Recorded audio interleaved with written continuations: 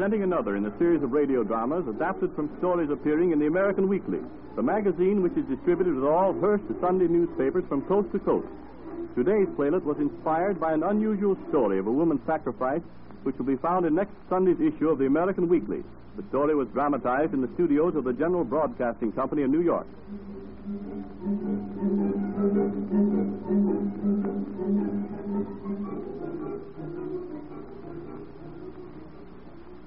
The American Theater of Radio presents The Unforgivable Sin.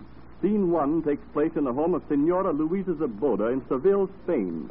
In the course of his business activities, it is necessary for Senor Zaboda to spend considerable time away from home in other parts of the country. It is during one of his frequent trips abroad that his wife makes the acquaintance of a certain man who is destined to play a tragic part in her future life. Prince Michael de Follet is the name by which he is known. Luisa Zaboda was a thoroughly good woman, but the elegant gentleman whom she met had not only grand and imperious airs and graces, but was introduced to her as a prince. And to this honest middle-class woman, royalty seemed only a little lower than the deity to whom she prayed each night. The prince, always on the lookout for such things, recognized the look of adoration and played his cards accordingly. I still do not understand why you should take such an interest in anybody like me. My dear Louisa, how many times must I tell you that your age or appearance has nothing to do with my regard for you? I've had so much beauty, so much youth and glamour thrown at me that I welcome you. It's all so wonderful to think that you, Prince de Follet... Please, don't talk like that. It annoys me. I'm sorry, I know not what else to call you. I've told you before, you may call me Michael. After all, I'm not merely a guest in your house, am I? No, of course not. You've told me that you like me too, haven't you, Michael? Yes, of course. Would you care for another glass of wine, Michael? It's of the finest. I brought it from the cellar myself, especially for you today. Yes, certainly. Thank you. Thanks. And here's to your very good health, Louisa. Could you not say to our very good health, Michael? Very well, then. Be it so. You know, it's just occurred to me. How are we going to explain my presence here in your house to your good husband upon his return? That is something to which I've given much thought also, Michael. It might be a little difficult, to say the least. Jose is not what you call a jealous man, or though I cannot say for certain, as up to now I've never given him any cause to be. No, I imagine not. But I think he'll feel as I feel, that it's a great honor to have a royal prince as our guest. And, well, as to what exists between you and me, perhaps he'll not notice. Perhaps not, no. After all, we were introduced by a lifelong friend of Jose's, so there's no reason for him to think of any wrong, is there? There is the matter of your son. Sebastian? There's nothing to fear from him, Michael. He's at the age where they notice everything. But nothing has been done. That doesn't mean that nothing will be done, does it? Michael, I don't understand. You must remember that I've never been made love to before, especially by one so gallant as you. Oh, come, Louisa. But tell me, did I understand you to say that you had considerable money in the bank? About 40,000 pesetas, Michael. Mm. I've saved well and added to what my father left me. Louisa, are you happy living as you are? I was, I suppose, until you came. Have I caused you unhappiness? No, 1,000 times no. What is it, then? I knew no other life than that which I had, but since you've come, it's all changed. I don't know. Louisa, I think I can make you very happy. Yes, Michael, yes. Marry me, and I will take you to my ancestral chateau in the Tyrol. Give you all and everything you desire. But, Michael, there is Jose. I'm married. Don't you care for me? Of course, but to marry you would be impossible. Why? Because of Jose. But don't you care sufficiently for me to divorce him? Michael, there is no divorce in Spain. It's not allowed. Not allowed? I don't understand. Of course, I forgot your French. There is no divorce law in Spain, Michael. Oh, I see. No divorce. Do not feel unhappy. It's the law of the country. There's nothing we can do about it. No. But it's a great disappointment. Do not allow it to be so. We can be happy, you and I. We can have our loving secret. But none but you and I. You never know. So much that I cannot do under the circumstances. What are you not able to do, Michael? Oh, many things. But in the first place, I must return to France. No, you must not. Why must you go? Because my interests are there. I must return in order to replenish my purse. I must have money. Is that the only reason? The main one, yes. Then you will not go. I have plenty of money. Tomorrow we will go to the bank, and I will put my 40,000 pesetas at your disposal. I wouldn't think of it for a moment, my dear Louisa. Yes, you will. You will stay here, and we will be happy. Yes? Yes, if you wish.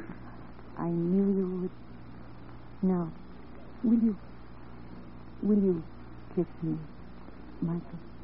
Of course, my dear.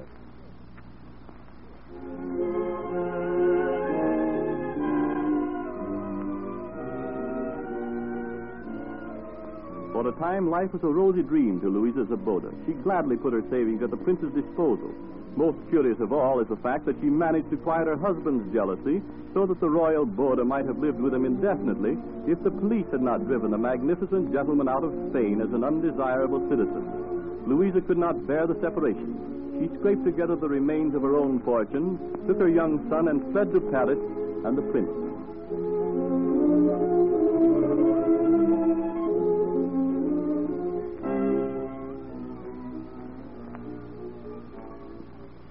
Mother, do we have to continue to live here any longer? Yes, my dear. Why do you ask? Well, I see no reason why we shouldn't go back to Spain. Back home. There is no home there for us anymore, Sebastian. Because of that prince? Yes. Oh, what good is he? I hate him. You mustn't say that ever. But it's true. He took you away from Father and our home. He got all your money. He deserted you when he found out you had no more. And he never comes to see you now, does he? He's a dog. Stop that. Stop that. I won't have you talk that way about the only thing I ever loved. Get out of here and get back to your tailor shop. Go. Very well, Mother.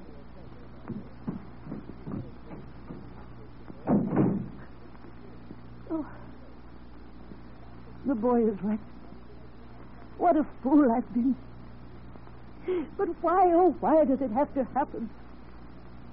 I loved him so. And he told me he loved me. Oh, must I bear this cross always? Who is it? It's me, Prince Michael de Forlay. Michael! Michael, my prayers have been answered, thank God. Oh, Michael. Michael, my sweetheart. Oh, hold Michael. on now, hold on. Don't make a scene. I've just had one with that scalawag son of yours in the stairway. Michael, aren't you glad to see me? It's me, your Louisa. Aren't you going to kiss me? No, I'm not. And take your pawing hands off me. Can't you see I'm dressed for the street? Michael, are you out of your mind? Look at me.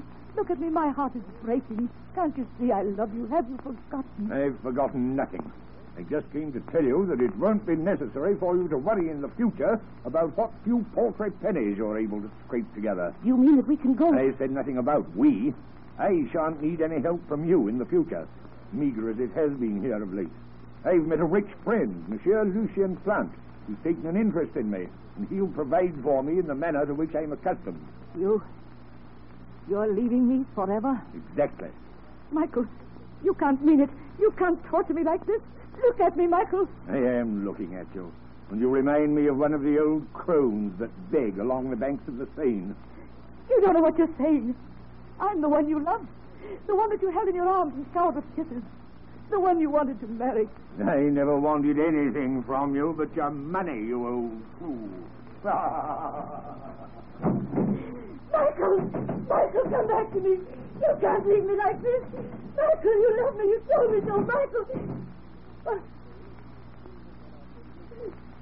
Oh. Gone. Gone forever. Old crone. Ugly. Old fool. Never wanted anything from me but my money. Well, you got it. You got my all. My all. My all. Months later, when Monsieur Lucien Plant had lost confidence in the arch-adventurer, he turned him out into the streets where he had found him. Penniless and shorn of his bogus finery, the prince returned to the humble home of Louisa Zaboda. So you've come back here, Michael? Yes, I've come back. I'm sorry. Don't waste time in being sorry. I've got to have some money. Again, I'm sorry there isn't any. Now, don't give me lies. You've always got some. Give it to me. Oh, Michael, Michael. Now, get up on your feet and get your purse. Oh, but Michael, please, as God is my witness, I have no money. There's but a few francs in my purse with which to buy bread for me and Sebastian. Not enough by far to meet your needs. Well, go and get some Don't then. strike me again, Michael, please. I beg of you. Oh, stop whining and get out. Very well. But before I go, would you care for a glass of wine? It's the best our poor hospitality affords. Very well, bring it. Sit down and rest, Michael. You look tired. I'll just be a second. Now, don't try any of that. I'm not interested in your concern for my comfort.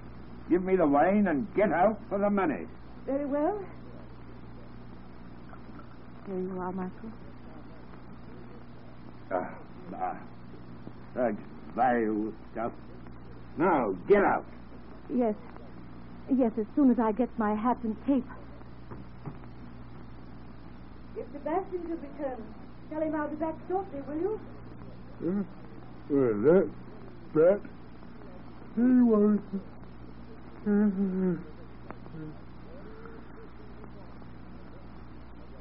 Is there anything else you want, Michael?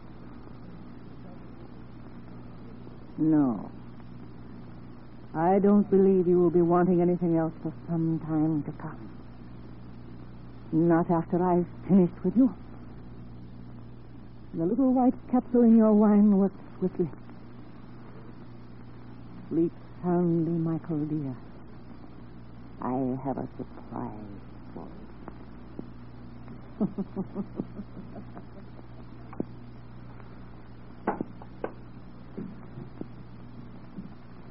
The razor which you thought you lost, you remember? See, I'm bringing it back to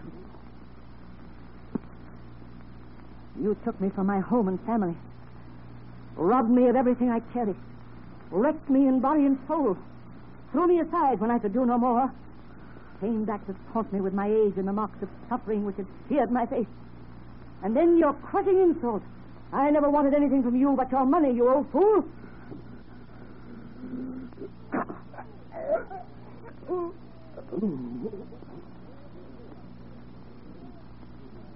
Old fool am I. Prince Michael, you paid the price of the unforgivable sin. Read the verdict of the jury in the trial of Louisa Zaboda. Read the interesting details of this sensational love murder. Read this true life account of the arch adventurer who betrayed this trusting woman. This story appears in next Sunday's issue of the American Weekly, the magazine which is distributed with all Hearst Sunday newspapers from coast to coast. And by the way, have you mailed in the coupons with your suggestions in the great American Weekly slogan contest? Don't fail to do it today. Just think, $1,000 a year for the rest of your life in return for a slogan that aptly fits the American Weekly. Now, here is an opportunity to earn a lifetime of security which may never come to you again. And your chance is as good as anyone's. Your coupons must be received in New York not later than 5 p.m. Monday, October the 22nd. So don't delay. Keep watching your Hearst Sunday paper for the announcement of the winning slogan and the names of the persons who have won the many grand prizes listed in this great contest. Your name may be among them. It's all up to you. Mail your coupons in today, and the best of luck to you.